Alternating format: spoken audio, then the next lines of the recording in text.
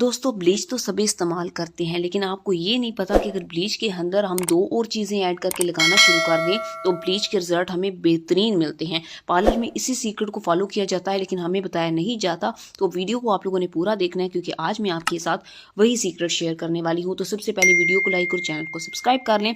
तो यहाँ पे मेरे पास है जी ब्लेसो की ब्लीच। आप कोई भी ले सकते हैं, चाहे पीच ब्लीच है या जो भी है। आप लोगों ने इसके अंदर क्रीम ऐड करनी है, क्योंकि इसके अंदर क्रीम भी होती है और पाउडर भी होता है।